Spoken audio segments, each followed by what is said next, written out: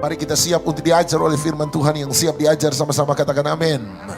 Oke, mari sama-sama kita lihat Amsal pasal yang ke-10, Amsal pasal yang ke-10, ayat yang ke-22, Amsal pasal 10, ayat yang ke-22, ayat terkenal. Saya tahu kita sudah hafal, tapi mari sama-sama kita baca bersama-sama. Amsal pasal 10, ayat yang ke-22, Amsal pasal 10, ayat yang ke-22. Yang sudah siap bisa berkatakan amin sekali lagi. Baik, saya tunggu masih 5 orang yang bilang amin. Saya tunggu yang lain. Yang sudah siap katakan amin. Oke. Sama-sama 1, 2, 3. Berkat Tuhanlah yang menjadikan kaya, susah payah tidak akan menambahinya. Jadi sama-sama sekali lagi kita baca 1, 2, 3. Berkat Tuhanlah yang menjadikan kaya, susah payah tidak akan menambahinya. Dia berkata berkat Tuhanlah yang menjadikan kaya. Berkat Tuhanlah yang menjadikan kaya. Ketika Alkitab berkata berkat Tuhanlah yang menjadikan kaya, tolong difahami satu hal, berkat Tuhan tidak pernah sama dengan kekayaan. Kekayaan adalah hasil dari keberadaan berkat Tuhan dalam hidup seseorang. Makanya dia berkata berkat Tuhanlah yang menjadikan kaya. Berarti berkat Tuhan tidak sama dengan kekayaan. Kekayaan adalah hasil dari keberadaan berkat Tuhan dalam hidup seseorang. Saya beri contoh. Pak Doni makan banyak, makanya Pak Doni tambah gemuk. Berarti makan banyak, makanan tidak sama dengan gemuk. Setuju? Setuju? Saya gemuk gara-gara hasil dari makan banyak. Tetapi makanan tidak pernah sama dengan gemuk. Gemuk adalah hasil dari keberadaan makanan dalam hidup saya, dalam kondisi yang banyak. Sama, berkat Tuhanlah yang menjadikan kaya. Berarti berkat Tuhan tidak sama dengan kekayaan. Kekayaan justru adalah hasil dari keberadaan berkat Tuhan dalam hidup seseorang. Kalau Anda bingung, taruh tangan di atas kepala, bilang Tuhan tolong Pak Doni hari ini yang khotbah. Otak saya tolong agak encer. Ulangan pasal 8, Ulangan pasal 8. Anda lihat seringkali, ya saya setuju. Kekayaan bicara tentang segala sesuatu yang baik. Segala sesuatu yang baik adalah hasil dari keberadaan berkat Tuhan dalam hidup Anda dan saya. Ulangan pasal 8 ayat 18. Ulangan pasal 8 ayat 18. Dia berkata begini, tetapi haruslah engkau ingat kepada Tuhan Allahmu, sebab dialah yang memberikan kepadamu apa? Kekuatan untuk memperoleh. Saya tanya sama Anda, menurut Ulangan 8 ayat 18, Tuhan beri apa pada kita? Kekuatan atau kekayaan? Dia berikan kepada kita kekuatan. Kekuatan itulah yang kemudian ketika kita pergunakan bisa kita pakai untuk memperoleh kekayaan. Makanya berkat Tuhan tidak pernah meniadakan usaha dalam hidup seseorang. 2 orang yang bilang ya, yang lain ampunilah mereka. Saya ajar sama Anda dan saya sudah ajar. Dia berkata, firman Tuhan berkata, barang siapa tidak bekerja sebaiknya dia tidak makan. Setuju? Artinya pekerjaan menjadi saluran utama Tuhan untuk memberkati Anda dan saya. Makanya dia bilang kalau kamu tidak bekerja sebaiknya kamu tidak makan. Kenapa? Sebab Tuhan kalau mau memberkati kita secara konstan, dia memberkati kita lewat pekerjaan kita. Sekali lagi sama-sama dalam pekerjaan saya adalah saluran utama Tuhan untuk memberkati saya. Tuhan bisa memberkati kita lewat belas kasihan pemberian orang lain kepada kita. Setuju? Tuhan juga bisa memberkati kita lewat keberuntungan dalam hidup kita. Setuju. Tapi kalau Tuhan mau memberkati kita secara terus-menerus, maka dia memberkati kita lewat satu saluran yang bernama pekerjaan. Sebab kalau Anda hanya mengandalkan belas kasihan pemberian orang lain terhadap hidup Anda, maka seumur hidup Anda akan jadi pengemis. Amin. Kalau Anda mengandalkan keberuntungan dalam hidup Anda, seumur hidup Anda supaya Anda bisa diberkati, maka Anda akan jadi penjudi. Tapi Tuhan suruh kita bekerja, sebab pekerjaan adalah saluran utama Tuhan untuk memberkati hidup Anda dan saya. Dan lewat berkat Tuhan dalam hidup Anda dan saya, kita bisa memperoleh kekayaan segala sesuatu yang baik yang dia mau taruh dalam hidup Anda dan saya. Jadi berkat tidak pernah sama dengan kekayaan, setuju saya. Sebab dia tidak pernah berkata berkat Tuhanlah yang, berkat Tuhan itulah kekayaan. No, dia bilang berkat Tuhanlah yang menjadikan engkau kaya. Dia tidak pernah berkata Tuhan memberi kekayaan. Dia berkata Tuhan memberi kekuatan untuk memperoleh kekayaan. Itu sebabnya dalam kerajaan sorga tidak ada pemalas. Dalam kerajaan sorga yang ada adalah hamba-hamba yang bekerja. Bilang sama sebelah, jangan jadi malas. Bilang sama sebelah, harus bekerja. Semua umat Tuhan harus bekerja. Pelayanan adalah respon terhadap pertobatan kehidupan kita. Orang yang bertobat adalah orang yang mau melayani. Orang yang bertobat adalah orang yang bekerja di ladang Tuhan. Anda harus bekerja. Oleh sebab itu berkat Tuhan itu kekuatan, saluran di mana Anda dan saya bisa memperoleh kekayaan. Tapi saluran. Nah, hari ini saya mau bicara sesuatu. Ada beberapa saluran yang Tuhan mau pakai dalam hidup kita. Dan saya suka dengan kata prinsip, sama-sama bilang prinsip. Nah, arti kata prinsip sebenarnya, arti kata prinsip adalah first in line, yang pertama dalam sebuah urutan. Arti kata principle, prinsip berarti the first in line. Kata principle, prinsip berasal dari kata prince. Kalau bahasa Inggris principle, prinsip berasal dari kata prince. Bagi Anda yang mengerti bahasa Inggris, kata prince berarti pangeran. Apa hubungannya prinsip dengan pangeran? Itu yang seringkali kita tidak mengerti. Anda lihat ketika seorang raja meninggal, maka untuk mencari penerus sang raja tidak perlu repot-repot cari anak tetangga sebelah, tidak perlu. Ketika seorang raja meninggal, Anda tidak perlu repot-repot cari siapa menteri yang paling berkompeten, tidak perlu. Ketika seorang raja meninggal, selama dia masih punya prince and princess, selama dia masih punya anak laki-laki dan anak perempuan, selama dia masih punya pangeran dan putri, maka Anda cuma cukup mencari pengganti sang raja kepada para pangeran, prince. Kenapa? Sebab mereka lah first in line, yang pertama dalam sebuah urutan. Alkitab itu bukan hanya memuat janji, sama-sama bilang janji. Alkitab bukan hanya memuat sebuah nubuatan, sama-sama bilang nubuatan. Tapi Alkitab juga bicara tentang prinsip, sama-sama bilang prinsip. Ada 3 bentuk firman Tuhan yang Anda harus raih dalam Alkitab setiap kali Anda baca. Nomor 1, Anda harus temukan janjinya, sama-sama bilang janji. Itu bicara tentang masa depan Anda dan saya, apa yang Tuhan ingin berikan kepada kita. Nomor 2, dia bicara soal nubuatan, sama-sama bilang nubuatan. Itu bicara tentang apa yang Tuhan mau untuk Anda dan saya kerjakan. Janji bicara tentang apa yang dia mau beri bagi Anda dan saya.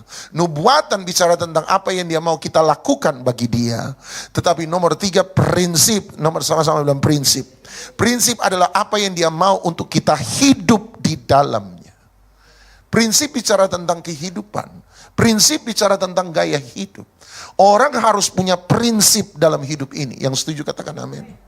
Kalau Anda tidak punya prinsip, Anda benar-benar tidak mengerti arti kehidupan. Prinsip. Jadi ada 3 bentuk firman yang harus Anda tangkap. Nomor 1 apa?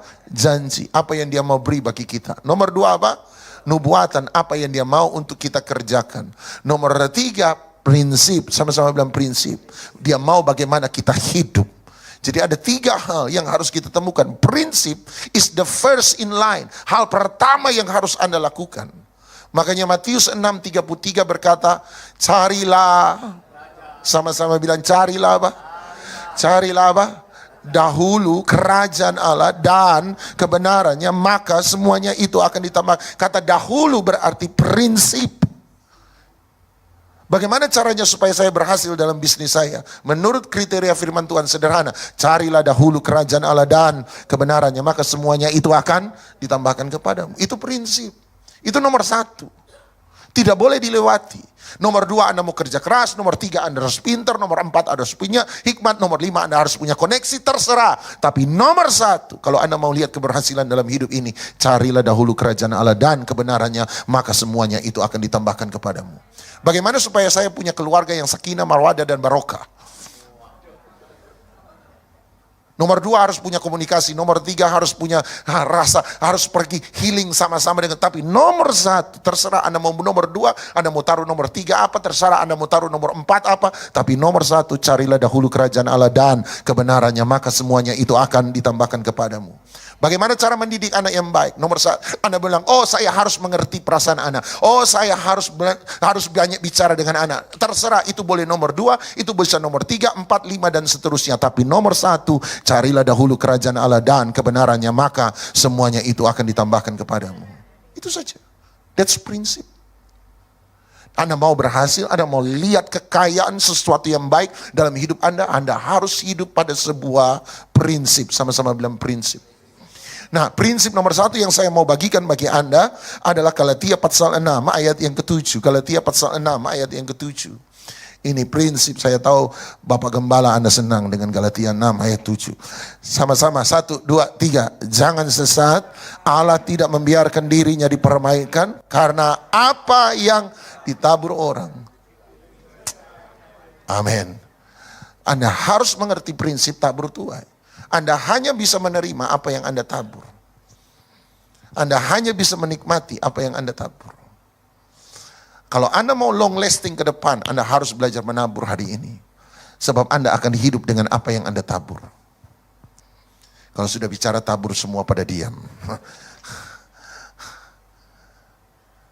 Hidup hari ini adalah hasil dari tindakan hari kemarin. Dan tindakan hari ini akan menentukan kehidupan kita hari besok. Apa yang Anda tabur kemarin berarti Anda tuai hari ini. Apa yang Anda tabur hari ini, Anda tuai besok. Kalau Anda tabur yang baik, Anda pasti akan menuai yang baik. Mungkin ada masalah, ya. Tetapi kalau Anda tabur yang baik, Tuhan tidak pernah ingkar dengan prinsipnya.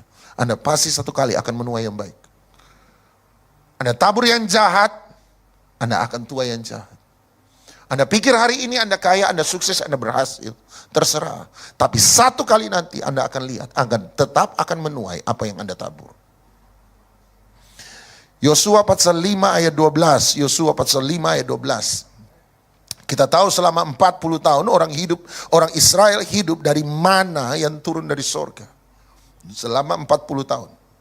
Kapan mana itu berhenti?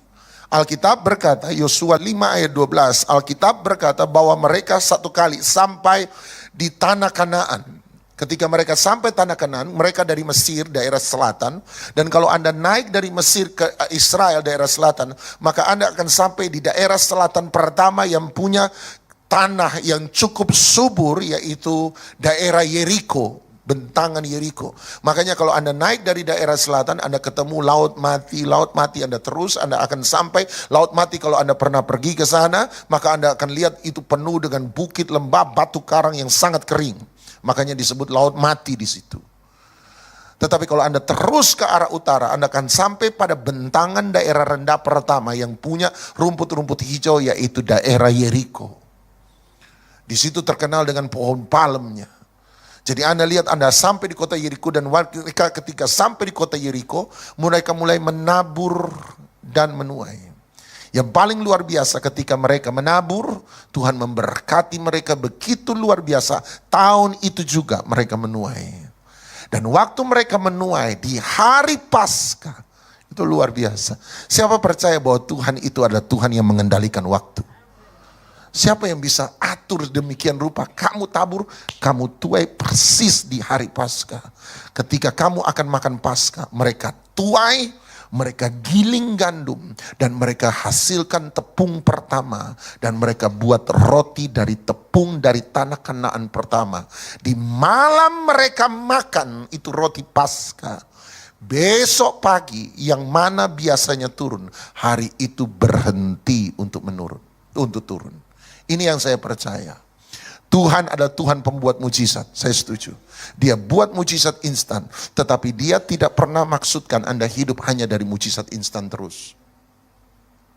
Kalau Anda selalu mengharapkan mujizat instan terus sepanjang umur hidup Anda, itu artinya Anda belum sampai di tanah perjanjian. Itu artinya Anda masih di padang gurun.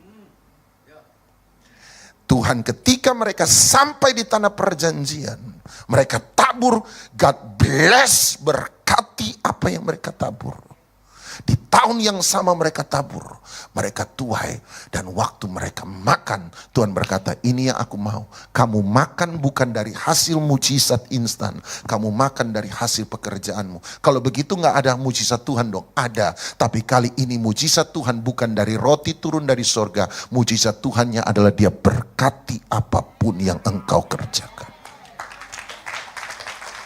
Saya percaya Tuhan buat mujizat instan. Saya percaya. Tapi kalau Anda terus bergantung pada mujizat instan, hari lepas hari, itu tandanya Anda masih di padang gurun. Kalau Anda ada di tanah perjanjian, apapun yang engkau kerjakan, Tuhan berkati. Dan bagi saya, suka mana Pak? Mana turun terus? Pemalas itu namanya. Tapi ketika Anda bekerja, Allah memberkati. Berarti Anda ada di tanah perjanjian. Saya berdoa teman-teman yang ada di keluarga Allah Blessing, hidup in the promised land. Tidak hidup di padang gurun. Yang masih hidup di padang gurun, saya berdoa cepat-cepat keluar. Yang masih banyak bergumul lembah kekelaman maut, saya berdoa cepat-cepat keluar. Betul, dalam lembah kekelaman maut Tuhan menyediakan hidangan bagiku di hadapan lawanku. Betul. Tapi kalau Anda keluar, kebaikan dan kemurahan Tuhan akan mengikuti engkau seumur hidupmu. Tanya sama sebelah, masih di padang gurun atau sudah di tanah perjanjian? Amsal 4 ayat 7. Yang kedua, saya mau Anda mengerti tentang the principle of wisdom. Saya mau Anda mengerti bukan hanya tentang prinsip daripada tabur tuai, tapi saya mau Anda mengerti prinsip daripada hikmat. Sebab hikmat membuat orang menerima kekayaan. Amsal pasal 4 ayat 7. Satu kali Salomo ditanya Tuhan, mau kekayaan atau kemuliaan? Salomo berkata, aku tidak mau kekayaan, aku tidak mau kemuliaan. Berikan aku hati yang punya hikmat. Hati yang menimbang segala perkara. Dan Tuhan berkata, karena kamu meminta itu, maka aku akan memberikan kepadamu kekayaan dan kemuliaan. Hikmat give you the riches. Hikmat. Nah mari Amsal pasal 4 ayat 7. Amsal pasal 4 ayat 7. Saya akan kembali sebentar. Amsal 4 ayat 7. Siap? Sama-sama. 1, 2, 3. Permulaan hikmat ialah perolehlah hikmat, dan dengan segala yang kau peroleh, perolehlah pengertian. Pasangan dari hikmat adalah pengertian. Tapi perhatikan baik-baik, dia berkata permulaan ayat ini kalau Anda baca, Anda sulit mengerti. Permulaan hikmat ialah peroleh hikmat. Ya betul sih Pak. Tetapi kalau Anda lihat King James Version, tolong bantu saya King James Version. Dia berkata begini, dia berkata wisdom is principal thing. Tadi saya berkata principle artinya apa? The first in line, yang pertama dalam sebuah urutan.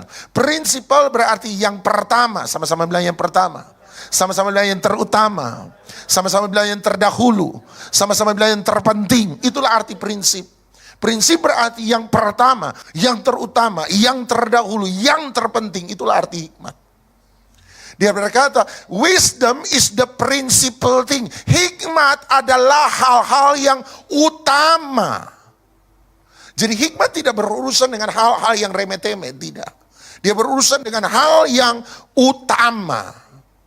Nah oleh sebab itu Pengkhotbah 10 ayat 10 berkata, Pengkhotbah 10 ayat 10 berkata begini, Pengkhotbah pasal 10 ayat 10. Dia berkata, jika besi menjadi tumpul dan tidak diasah, maka orang harus memperbesar tenaga. Kemudian dia berkata sama-sama yang terakhir,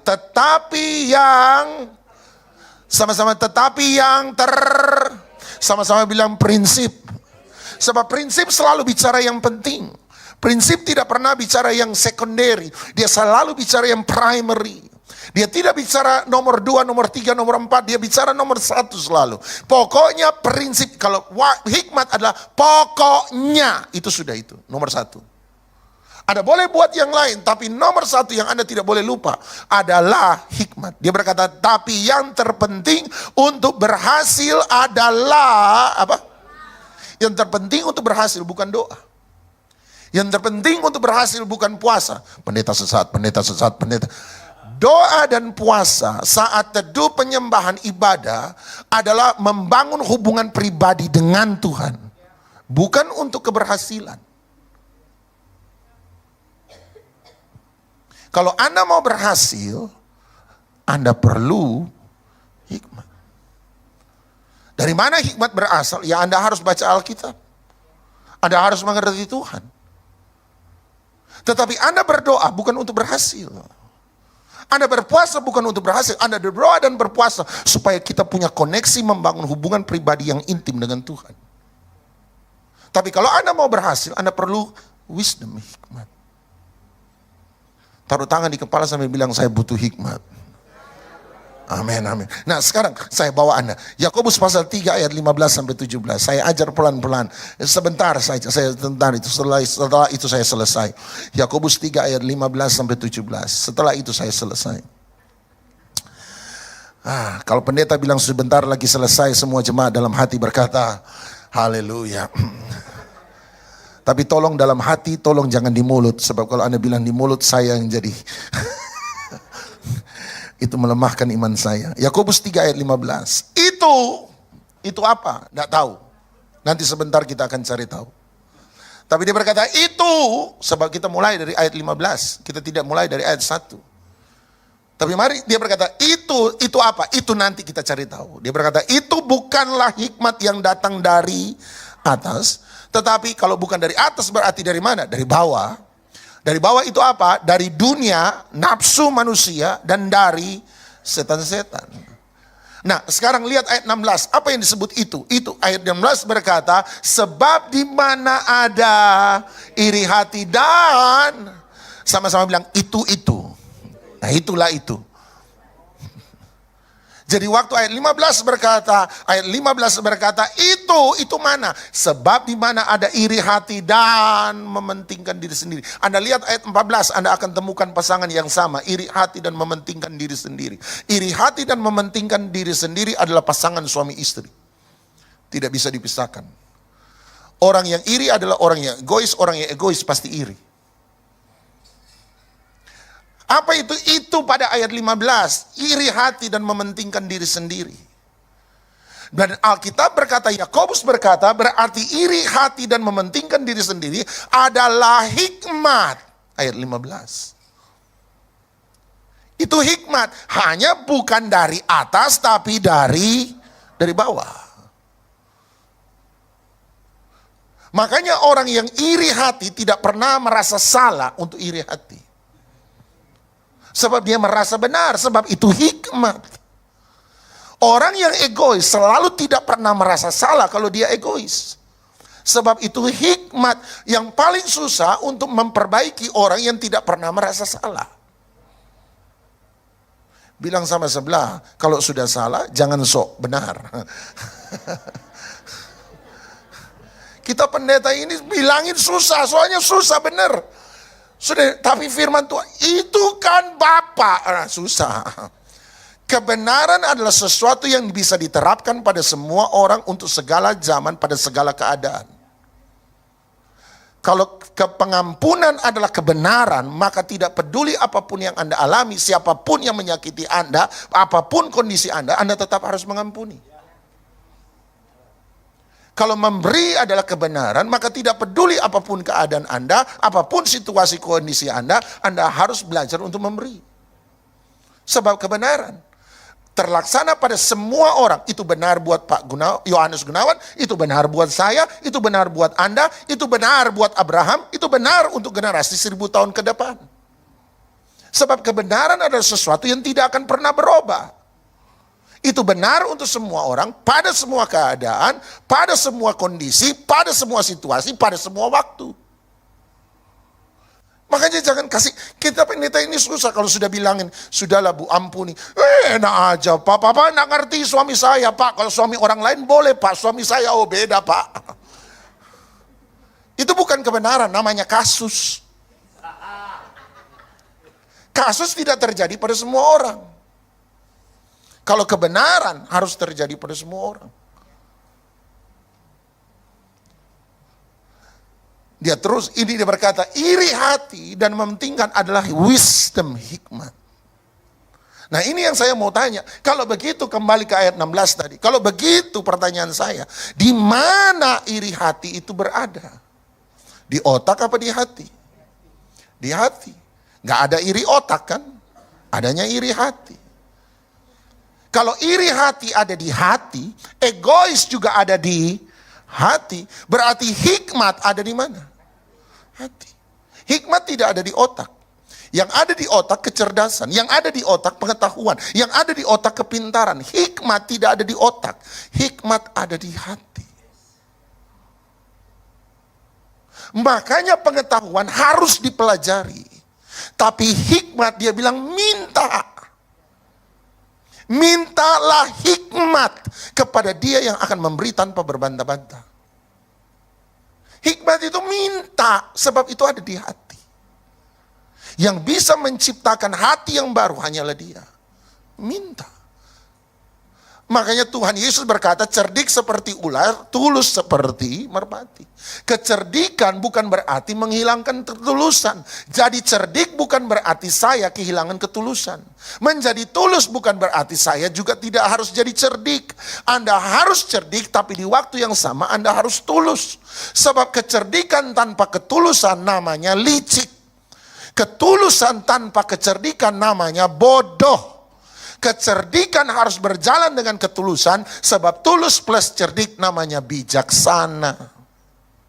Sama-sama bilang, cerdik tanpa tulus, licik. Tulus tanpa cerdik, bodoh. Kecerdikan tambah ketulusan, sama-sama bilang bijaksana. Bilang sama sebelah, jangan licik. Bilang sama sebelah, jangan bodoh. Bilang sama sebelah, jadilah bijaksana. Itu hati. Nah, saya kasih Anda, saya kasih terakhir sudah. Benar-benar terakhir. 1 Raja-Raja pasal 3. 1 Raja-Raja 3 ayat 12 sampai 13. 1 Raja-Raja 3 ayat 12 sampai 13. 1 Raja-Raja 3. Tadi Salomo ditanya, mau apa? Kekayaan atau kemuliaan? Dia bilang, aku minta hati yang menimbang segala perkara. Tuhan berkata ayat 12, maka sesungguhnya aku melakukan sesuai dengan permintaanmu itu. Sesungguhnya aku memberikan kepadamu. Di mana hikmat? Hati. Hati yang penuh hikmat. Dan lihat temannya muncul. Dan apa? Pengertian. Dia bilang hikmat dan pengertian, sehingga sebelum engkau tidak ada seorang pun seperti engkau, dan sesudah engkau takkan bangkit seorang pun seperti engkau. Ayat 13. Ayat 13 sama-sama 1, 2, 3. Dan juga apa yang tidak kau minta, aku berikan kepadamu, maupun kekuatan untuk memperoleh kekayaan. Kamu minta hikmat, I give you kekayaan. Sebab hikmat adalah kekuatan. Berkat itu ada pada hikmat, bukan pada kekayaan. Berkat itu ada pada hikmat. Kalau kamu bisa mempergunakan hikmat, maka kamu akan mendapat kekayaan dan kemuliaan. Nomor 1, jadilah orang berhikmat, bukan jadi orang kaya. Sebab kalau kamu punya hikmat, kamu punya kekayaan. Tapi kalau cuma kaya, belum tentu kamu punya hikmat. Sebab banyak orang kaya tidak tulus. Bukan tulus tapi bulus. Walaupun cuma beda 1 huruf, tapi bedanya jauh. Apa teman hikmat tadi? Pengertian. Bagaimana saya supaya bisa dapat hikmat? Belajar mengerti. Bagaimana saya belajar mengerti? Gampang. Saya suka bahasa Inggris, understanding. Pengertian understanding. Artinya untuk mengerti orang sederhana, stand under. Anda mau ngerti suami Anda? Jangan tempatkan diri Anda lebih tinggi dari suami. Anda tidak akan pernah mengerti. Mau mengerti suami Anda? Tempatkan diri Anda lebih bawah daripada suami Anda. Sehingga Anda bicara sama dia bukan ngomong kasih perintah, Anda bicara sama dia untuk mendengar. Orang yang cuma ngomong gak pernah mendengar, itu egois. Minta didengar tapi tidak mau mendengar. Minta dimengerti tapi tidak mau mengerti. Mau mengerti istri Anda gampang. Belajar menempatkan diri Anda di bawah dia. Mendengar. Stand under. Istri saya sih rendah-rendahin terus. Ya justru karena Anda direndah-rendahin terus, makanya Anda tidak mau merendah. Mulut Anda bilang, ya mami, ya mami. Tapi hati Anda tidak mau merendah. Anda mau hikmat, hati ini loh. Bukan soal otak, hati. Mau ngerti anak-anak Anda, tempatkan diri Anda lebih bawah daripada anak-anak Anda. Stand under. Anak Anda dulu belajar, anak Anda belajar sambil jalan, sambil dengar musik. Anda bilang, belajar kok model begitu. Papa dulu waktu belajar, enggak pernah ada suara sama sekali. Iya, Anda belajar caranya tidak boleh ada suara. Tapi anakmu belajar belum tentu sama seperti Anda. Buktinya dia bisa hafal lebih baik waktu keadaannya begitu. Turunkan diri Anda ke bawah. Untuk understanding ada butuh kerendahan hati. Mau ngerti Tuhan? Jangan cuma minta-minta terus sama Tuhan. Tuhan berkati saya, Tuhan berkati pembantu saya, Tuhan berkati istri saya, Tuhan berkati anak-anak saya, Tuhan berkati mobil saya, Tuhan berkati rumah saya, Tuhan berkati pembantu saya, Tuhan berkati tukang sopir saya, Tuhan berkati tukang kebun saya, Tuhan berkati anjing saya, Tuhan berkati kucing saya, Tuhan berkati nyamuk saya. Semua Tuhan, Tuhan, Tuhan, Tuhan, Tuhan. Anda minta, but you never listen. Anda tidak pernah dengar. Gimana bisa mengerti Tuhan? Anda minta Tuhan mengerti. Tapi kalau Anda mau mengerti Tuhan, Anda tidak minta, Anda mendengar. Stand under. Kalau firman Tuhan bicara, tempatkan diri di bawah. Pendeta baru bilang ngampuni langsung dalam hati, itu kan pendeta. Pendeta lagi bicara soal memberi, tiba-tiba, mulai lagi, mata duitannya keluar. Kalau Anda dengar firman, tidak peduli apapun motivasi sang pendeta, tapi kalau itu Anda tahu firman, belajar menerima. Tuhan Yesus bilang, orang Farisi mengajar kamu, dengar apa yang mereka katakan. Jangan tiru apa yang mereka lakukan. Tapi kalau itu kebenaran, sekalipun orang berdosa, tapi kalau itu keluar dari mulutnya, kebenaran yang keluar, tetap harus dengar. Itu orang-orang agama lain, masa dia berani ngomong. Tapi kalau yang keluar dari mulutnya adalah kebenaran, dengar. Mau ngerti Tuhan? Belajar menempatkan dirimu di bawah. Makanya dulu pintu itu dibuat lebih rendah daripada tinggi manusia. Supaya semua yang masuk kepada sebuah rumah harus merendah.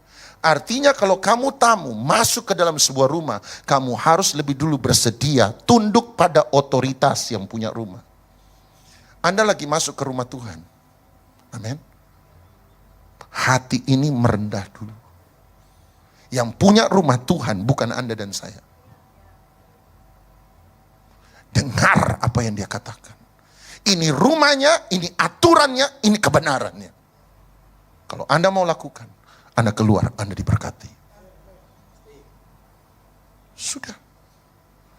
Tunduk.